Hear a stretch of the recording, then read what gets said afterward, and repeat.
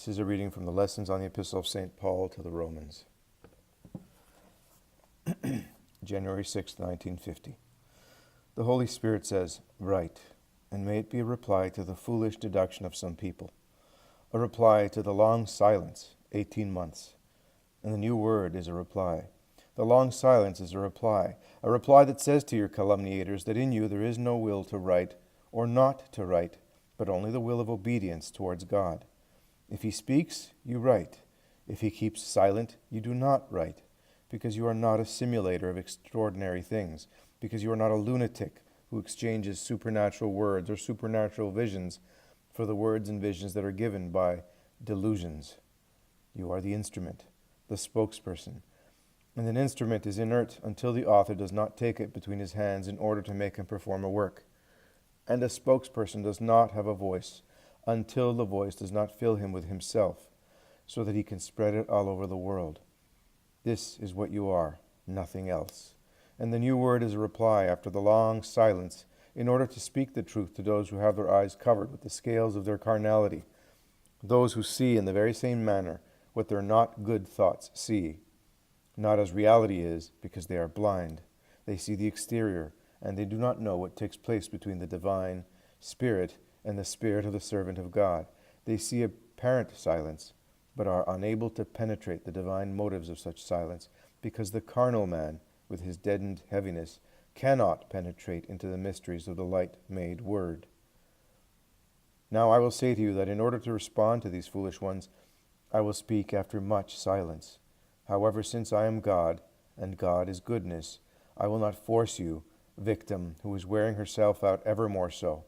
I will set my word to your physical capabilities, giving in this manner a new lesson to those guilty against love and justice, and therefore against God, those who do not guide with love and justice their actions towards you who are ill, and who sin against the twofold love with which the ancient law and the incarnate Word have proclaimed to be the first commandment, without which the others cannot be true and living, and vain and false, and bodily remains, which do not have any value for the judgment of peace and glory. They are the formal, literal forms of the cult, because that which is divine life, that which divinizes even a smile and makes it of a future reward, is love, only love.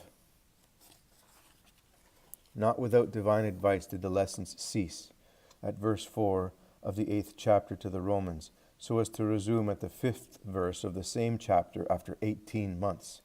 Up to the 4th, it spoke of you who live in the Spirit, and those like you. From the 5th verse onwards up to the 7th verse, it speaks of these people, and with this point, the lesson has resumed, fitting for the present time. Even the blinking of an eyelash is regulated by the wisdom of God. January 8th, 1950. To the Romans, chapter 8, verses 5, 6, and 7. The law of the Spirit through Jesus Christ has freed from sin and from the flesh, by redeeming from original sin, and by cleansing from carnal sins arisen through the foments left over by the first sin, foments that man does not repress with an acute and heroic will. However, the law of the Spirit has not suppressed the law of free will. Had it done so, there would no longer have been any justice in rewarding the victorious, for everyone would have been without sin, but also without merit of not having wanted to sin. Free will and the foments left behind by the first sin are a danger of death for the creature created in divine image and likeness, predestined to grace and glory. However, they are a holy danger that has come and that has been given the infinite sanctity, by the infinite sanctity and permitted by the infinite love, in order to be able to give with justice to every creature that which she or he has merited with his or her love or disaffection during the time of the flesh, and with the help of the flesh, and with the victory of the spiritual will over the flesh, out of love for God and aspiration towards heaven. Not so to avoid hell, but only out of an urge of love for the ineffable, unknowable love which only a life and death in grace will allow to understand and know and possess. Amongst the crowd of Christians now, and amongst Christian Catholics, there are many who bear the exterior sign of the Christian, like the ancient Pharisees, who wore phylacteries on their foreheads and on their wrists, but who then do not have the true sign of the Christian in their hearts, as the Pharisees did not have the true law within their hearts, a rule to those and to these of the true life, as the children of God. They have the name and the exterior sign of Christians, however they do not have Christian life. Christian life is love, all love. Love gave the commandment to Christians, and the love of Christians makes the true fulfillment of the commands possible. Love proposes and disposes in order to reward, and the love of Christians receives and carries it out in order to merit their reward and to please the love. However, love, the movement which comes from the generator of everything who is God, the creator of all created things, of the creatures of his will, from the stem of grass to the sun, from the opaque and inert stone to a star shining and flying across the heavens, from the worm to the man whom grace divinizes, from the animal to the angel, is a spiritual movement, as the purest spirit is he who, being the infinite love, has infused it in one, with the existence in the creatures inhabiting the kingdom of heaven from their creation, the faithful angels, to those who have risen and will rise, beatified spirits, throughout the millenniums. And love, being a spiritual thing, cannot be tasted and possessed by those in whom the flesh dominates. The flesh usually calls love the concupiscent appetite for another, or many other fleshes. However, that is not love. That is lechery, lust, and concupiscence of the flesh. They, the Son of Man, Mary his mother, and Joseph, the just one, had perfect love, however much can be in a creature, and according to his or her merits and holiness, 3 different degrees of perfection which shine, separated from the other perfections of the just, from those of John, the virgin apostle of Jesus, to those of the just of all times, that is, to the ones of those who walk according to the Spirit, a spirit divinized by the love which is still God in man. These, the separated ones, the segregated ones, sacred to God, possess and taste love. The others, Christians according to the Word and not according to the Spirit, possess and taste the concupiscence of the flesh, which is not love, but the appetite of carnal pleasure. There is an abyss between the first and second ones, the impossibility of an alliance, and the incomprehensibility in everything. A bridge is above the abyss, an ascending bridge, the name of God. The first, with their compassionate love towards their poor brothers, call and hold out their hands to their poor brothers from the highest point of the bridge in order to make them cross the abyss and bring them on the way of the Spirit, with the holy seduction of that name who enkindles visions of unspeakable joys. The second ones, however, either do not welcome the invitation, or after ascending a little, are weighed down by the weight of the flesh, seduced by its fruits, that are from the lower part of the bridge which joins earth with heaven. They precipitate again towards the palpable, material, and carnal fruits of the flesh, and there they graze by giving up craving for mysterious, spiritual, celestial fruits, insipid for their carnal and corrupt tastes, and which corruption brings to their spirit, because the wisdom of the flesh is death. The second ones, however, who believe they can serve both God and mammon by balancing and counterbalancing substantial actions of the flesh with faithful religious practices and rites, and by mistaking divine mercy for foolish goodness, which is licit to mock for as long as life is beautiful, health is good, and business and riches are prosperous things, by reducing themselves to an extreme contrition in order to avoid hell, a contrition which is not always permitted of being performed by a God who has been scorned for a whole lifetime. They believe themselves to be wise because they know how to enjoy themselves and pray. Oh, muddied prayers, a disgusting thing for he who is the purest one. This is wisdom of the flesh, and it is not peace, and it is not life, and neither is it land and wealth of future and eternal peace and celestial life.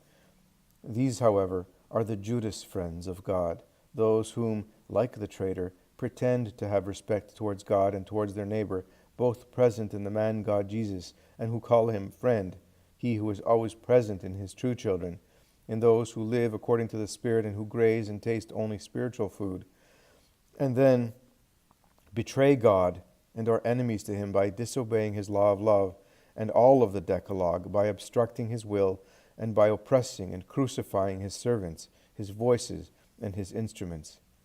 Now the end of Judas was not only death of the flesh, but also death of the spirit. He was already a dead man, a corpse of Satan, while he still ate the lamb with the lamb, and while the bread of life descended within him.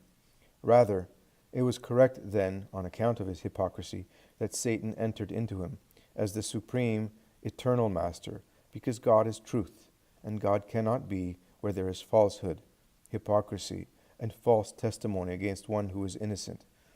Judas was all this. The bread of life did not have the power to conquer the insipidity of the carnal fruit, and Judas, by sacrilegiously mixing the concupiscent appetite of the flesh with the fruit of the sweetest and holiest sacrament of love, signed his decree of eternal death, because love and hate cannot live together, because God and Satan cannot be served together, because there is no forgiveness for sin against love, a deicidal and fratricidal sin, because the hypocrite, the liar, and the calumniator cannot enter the kingdom of truth. Dogs, poisoners, the unchaste, murderers, idolaters, and whoever is fond of and practices lying will be outside of the heavenly Jerusalem. Apocalypse chapter 22, verse 15.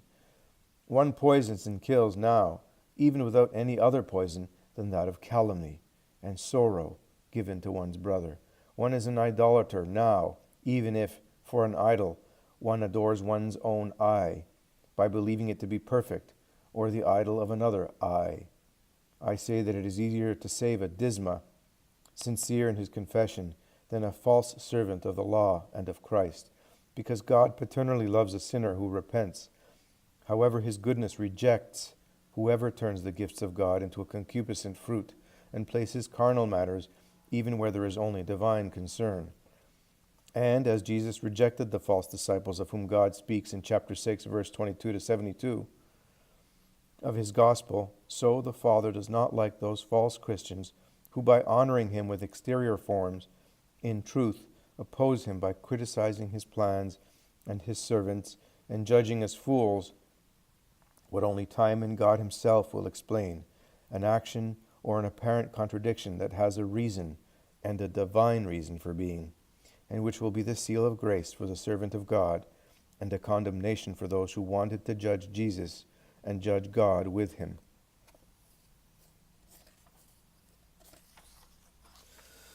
January 19th, 1950.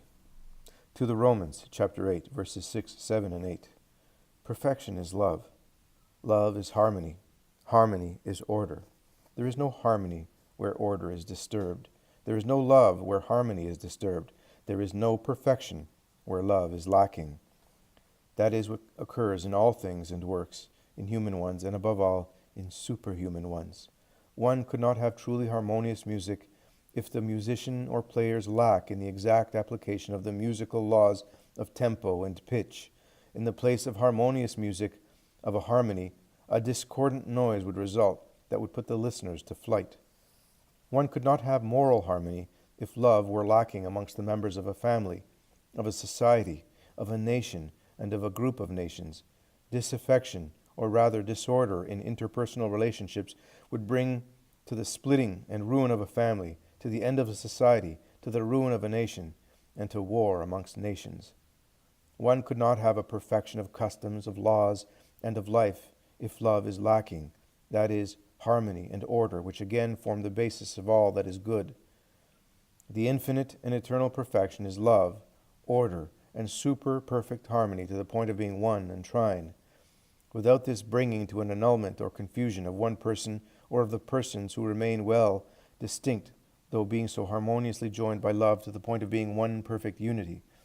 And this perfection is repeated in a different form, but with equal order in the Word made flesh, in whom divinity and humanity joined together without confusing or overwhelming each other, and each of the two qualities remain what they were, without the separation of the Son from the Father, and without an abusive privilege of the humanity of Christ for he being God.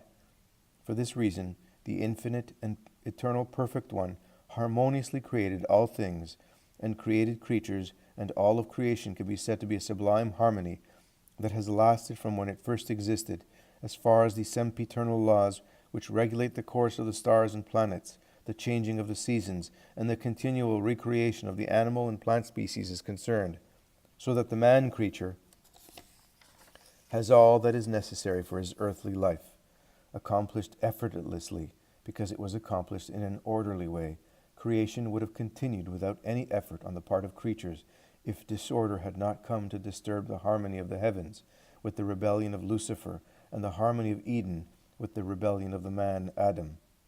Eden was the name of the place where man had been created and placed, so that he could populate it with his companion, just as heaven was the name of the place where the angels and pure spirits had been placed after having been created by God in order to adore and serve him forever and ever. Eden means garden, that is, a place of delights. Heaven means kingdom of God, a place of holiness and joy. If order had not ever been voluntarily violated by the creatures to whom God had given life and places of joy and delight, Eden would have remained Eden for all the descendants of man, Adam, and hell would not have existed. However, the angel first, knowing the future mysteries and future works of the Lord through a sublime gift, mysteries and works which Lucifer, though the most sublime amongst the angels, could never have accomplished in the place of contemplating by adoring the infinite power and love of his Creator, and this would have been living in order and living in harmony with good intellectual impulses, he rallied against his Lord in a foolish rebellion that stifled love and therefore harmony and order in him and in his followers. And he created, yes, he too created, but what? He created disorder, sin, and hell, that which only one who had separated himself from God could create. The disorder in human impulses and instincts which God had given as good, ordered, and harmonious amongst them, in order and in harmony for the final end, for which God had created man, was brought into being by Lucifer, the rebel, who, for having been the brightness of the morning of the heavenly creation of the angels, believed himself to be like the Most High, above whose heavens he attempted to exalt his throne. Isaiah 14. Sin against love, that is, pride of the mind and of the heart, of which the innocent man Adam became guilty. The tremendous sin of the eye, who wants to become like God, Genesis 2, was brought into being by Lucifer, who then seduced man to this sin in order to make him, Adam, similar to himself in his rebellion to God. Hell, the place of eternal and inconceivable torture, in which those who obstinately live in hate towards God and his law precipitate, has been created because of him, the rebellious archangel who was fulgurated with his followers by divine wrath and conquered by faithful angels, conquered because he was by then stripped of the power of his state of grace, fulgurated and brought down to the depths of the pit, Isaiah, in which his horrendous fire of hate and his now horrendous light and flame, so different from the light and flame of grace and love with which God had endowed him when he created him, had lit the eternal and the most atrocious fires. Heaven remained heaven even after the rebellion and the fall of the rebels, because in the kingdom of God everything is established by eternal rules, and having expelled the proud, the rebellious, and the self-idolaters whose abode is the burning infernal pool, perfect holiness, joy, love, harmony, and order continue forever. However, disorder existed at this point, and with it sin, sorrow, and death were able to pierce amongst the delights of Eden, disturbing order, harmony, and love, spreading poison, corrupting the intellect, will, sentiments, and instincts, arousing sinful appetites, destroying innocence and grace, grieving the Creator, and making creatures who were a little while ago supernaturally and naturally happy, both unhappy. One condemned to obtain his bread with great difficulty from the earth, now cursed and bearer of tribulations and thorns, and the other condemned to giving birth in pain, to live in sorrow and subjection to man, both condemned to sorrow over a son slain by the other son, and the shame of being parents of a fratricide, and in the end of being acquainted with the sorrow of dying. All this millennial sorrow comes from a disorder created by a rebel in heaven, and by an acquiescence to the disorder proposed by the now accursed snake in Eden, to the first two inhabitants of the earth. Nor evermore could the first perfection, the first love, the first harmony, the first order rise after an angel and two innocents voluntarily preferred evil over the supreme good. Not even the sacrifice of a God who made himself man in order to redeem served to re-establish the primeval state of order, harmony, love, and perfection. Grace restores, however the wound remains. Grace succors, however the foments remain. Whereas before it would have been sweet and effortless to reach heaven, one now needs to use violence in order to attain the kingdom of heaven. Holy violence against evil violence, because from the moment of the sin, good and evil exist, and they contend with each other outside and within man. God calls, Satan calls. God inspires, Satan inspires. God offers his gifts, Satan his. And between God and Satan is man, man in whom there are two natures, already in battle against one another, one carnal in which the foments of the sin dwell, the other spiritual in which the voices of grace dwell. And if God turns in the direction of he who resembles him, because he is the Father who loves his sons and who wants to reunite with them after their earthly trial, Satan, the adversary, hater of God and of man, son of God, turns in both directions and incites the carnal side while he attempts to seduce the spiritual side in order to conquer and prey on, like a roaring lion who wants to devour, of whom Peter the Apostle speaks.